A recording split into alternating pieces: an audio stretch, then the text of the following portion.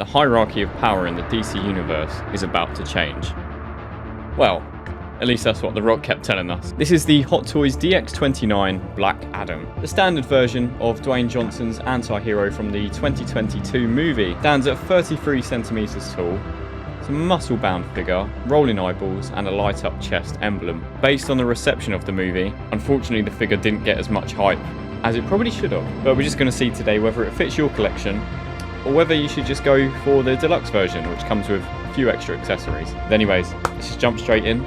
And first thing I want to start with is packaging. Now, as you'll see, it's a highly reflective box, which quite cool. Not good for camera shots for me. As you can see, a lot of reflections going on there with my lighting gear. But overall, it does make it feel premium. Also, Black Adam / The Rock on the front. In a bit of a power stance. Supposed to look a little bit intimidating. However, based on how the franchise has gone, I guess that won't be long lasting. Yeah, overall, it's clean. But it's also very, very big. So if you do like displaying boxes, this one might be a little bit tough. Anyways, let's just open up the box and see what you get. And of course, the first thing you see is The Rock himself, or Black Adam.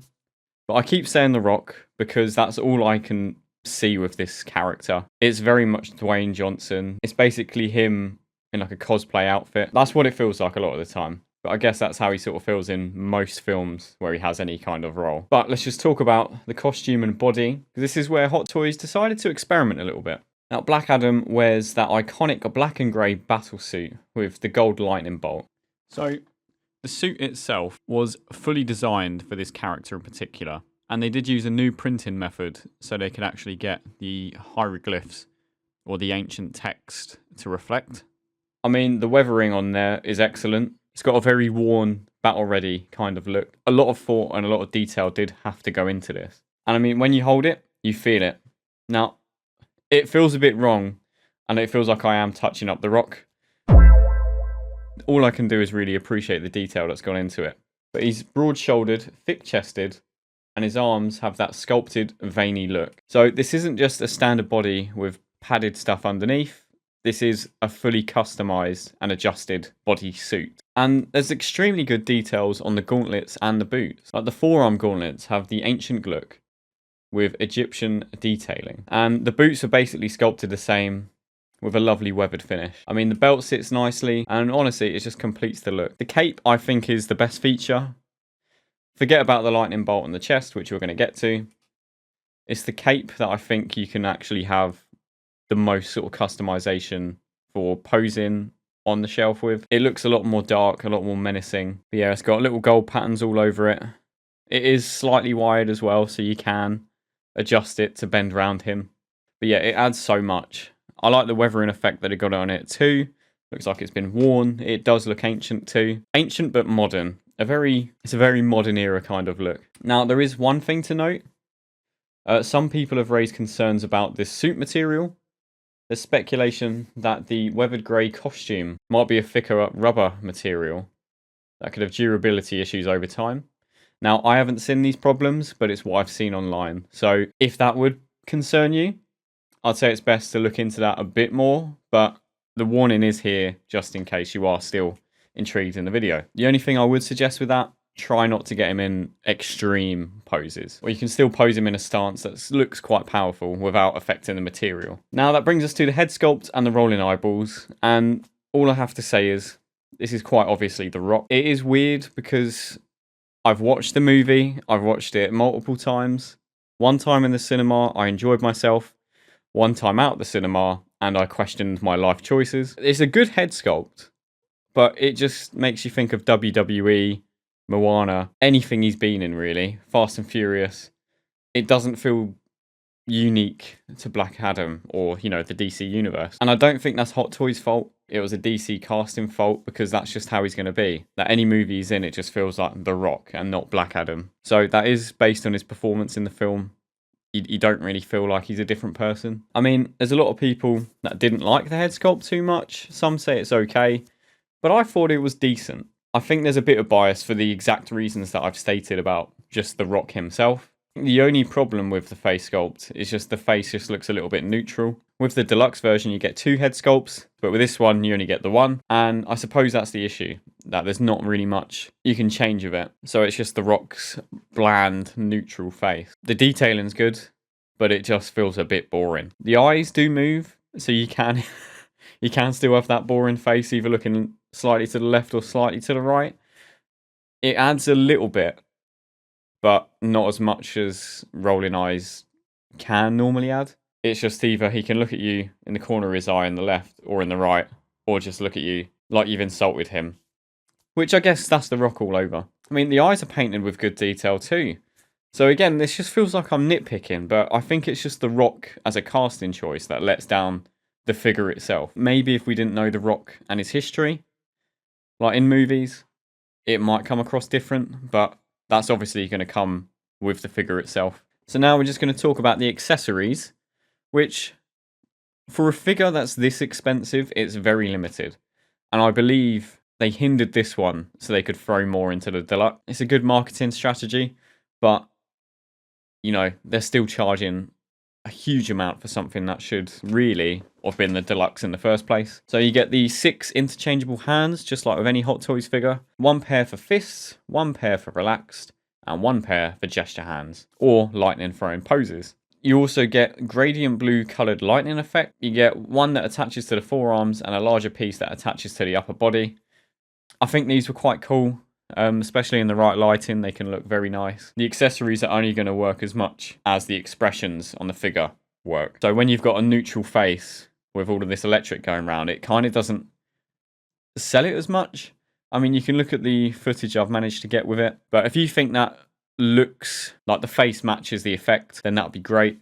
But I just felt like, I don't know, maybe there should be a bit more expressiveness. Although Black Adam in the film just sort of floats around and walks through walls all the time. So there wasn't too much expressiveness in the first place. And then you just get a figure stand with Black Adam's name on it and a little lightning bolt. That's it. As far as I'm concerned, not much, especially for the price range. That there was more with Darth Nihilus than there was with this, which is supposed to be in the DX line premium figure.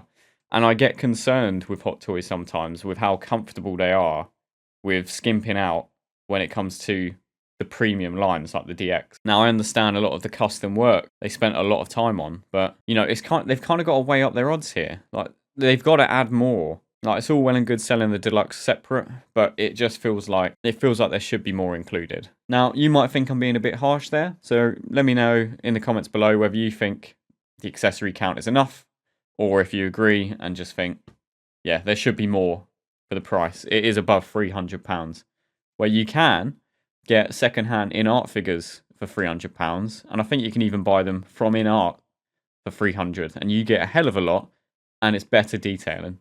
Now, articulation, does it pose well? I'm going to say it's okay, but the muscle suit gives it serious limitations with the arm movement up here. And now the reason why with Ahsoka and this one, I say this is okay and Ahsoka's wasn't, is because Ahsoka had very thin arms and it felt like a character that should be quite nimble and easy to move. Again, the arm movement was, I'd say, worse than this one, which has a massive bodysuit. So, again, in that aspect, it's okay, but you're not going to get it in very high arm poses. Not that The Rock ever moves his arms from like down here anyway, unless he's trying to like flex or something. It's just, you know, you can definitely do that. He's never going to have his arms above his head, so I wouldn't worry about that much when it comes to the arm movement. Now, I think with the legs, it's more of an issue. Sculpted thighs and the tight suit mean you're not really getting a wide stance. I mean, the figure stands, it walks, and that's about it. And I'd say all of the promo photos and any videos you see is mainly the most you're going to get. So even when you watch, I'm just going to go back to Ahsoka because it's my prime example of people glazing something that wasn't, in my opinion, very good. They like to show it off in a way where it looks like it can do more, but actually it's at its limitations. So the promo photos probably is the most you're going to get. It's not like a hidden secret that there's extra you can do. They are going to try and show it in its maximum capability. And if that doesn't look like much, then that's what you're going to expect. Yeah, ab crunch, minimal. And I mean, the neck, it moves pretty well. And I think that's what they want you to do. So you can either pose the rock looking left. All right, that's about it. So I'm on the fence with this one. I'm very much on the fence. Now, one of the standout features on this figure is the light up emblem in the chest. Now, when you light it up, it looks fantastic. The gold emblem in the middle looks great. The only problem I have is with the USB cable. When I try and plug it in, it feels very loose. So sometimes it will just slip out whilst you're doing it. So that is why I had to hold it into place when doing the filming for this. It just would not stay. I don't know if that's an issue with mine, because I've never used it before, and I got it straight out the box. I haven't really seen anyone else comment about it, but, you know, I'll plug it in, it's just straight out. So again, if I'm missing something here, feel free to let me know, but I thought it was an issue. That was a bit frustrating, but I never felt the need to light it up anyway. So I've only just used it for the purpose of this video. Size comparison. Obviously, he's going to be one of the biggest figures on your cabinet. He does fit on like standard shelving. He did manage to fit in my cupboard for years, which I believe is 35 centimeters. So he does fit in regular cabinet setting. So I wouldn't worry if you'd think, oh, it's not going to fit. He should. But he does tower over a lot more of the figures that are around, you know, either 30 centimeters, 28 centimeters. Yeah, there's a big difference, especially with the width of him, because he's quite bulky. What I want to talk about is just the DX line as a whole. This is before we go into the pros and cons. Before, this used to mean something. Hot Toys use this to say this is the best line you want to go for if you're a premium collector.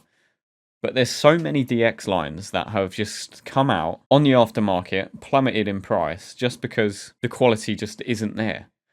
So it makes it feel quite unreliable. Now, Hot Toys is the standard, and they just keep on pushing stuff out every single... It feels like every week there's something new coming out, which can be exciting, but it makes me worry that the quality checks aren't as extensive as they should be, and they're not offering the customers as much as they should. It's because most people are just going for the Hot Toys stuff.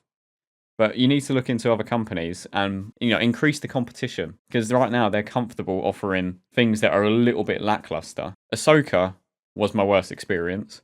This one is good, but I don't think it matches the price tag.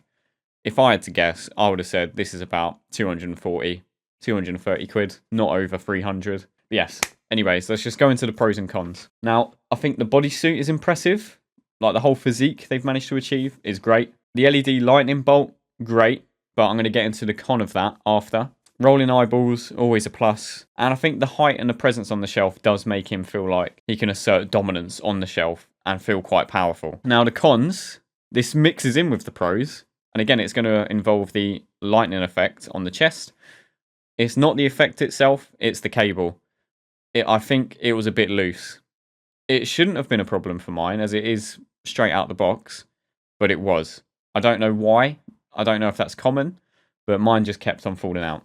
The accessory count, especially for a DX line, very limited. The suit material, as good as it is, may have durability issues. You have to supply your own USB cable, which is something I didn't actually say at the time. And the price is very high for what you get. The face sculpt feels a bit neutral, bit bland. And then the price is very high for what you get. Now, that feels like a very extensive cons list, but the cons aren't as bad as you think. Now, as extensive as the cons list was, I don't think they're major cons like Ahsoka. So my rating is nowhere near going to be below average. So don't worry about that. But a lot of the cons feel like a couple nitpicks mixed in with some bigger issues with Hot Toys as a whole, rather than the figure itself. So, rating-wise, what are we going to give it out of 10? I think it's like a 7 out of 10. 7 out of 10. Just because of the presence alone. And I think the outfit design looks so cool. But, again, there was an extensive cons list, but that's mainly to do with how comfortable Hot Toys are now. So I think if you could get it for like the price I said, it's definitely like an 8. But I don't want to let Hot Toys, I guess, comfortable nature around just being able to throw out anything and not really thinking about how much they're offering the customer. I don't want to let that affect the score. So yeah, as a standalone figure, 7. If it's cheaper, an 8. It's good. It's good. The deluxe version, now that is something I would like to get my hands on. As much as the film isn't my cup of tea anymore. I think the throne and the extra head sculpt do make a huge difference. So yeah, let me know if you agree with the rating. If you have Black Adam, feel free to share what you like about him. If you don't have him and you are interested, I'm selling mine right now. So yeah, feel free to send in some offers. I do consider them anything sensible. That is it for the video, guys. Thank you all for watching, and we'll see you in the next one.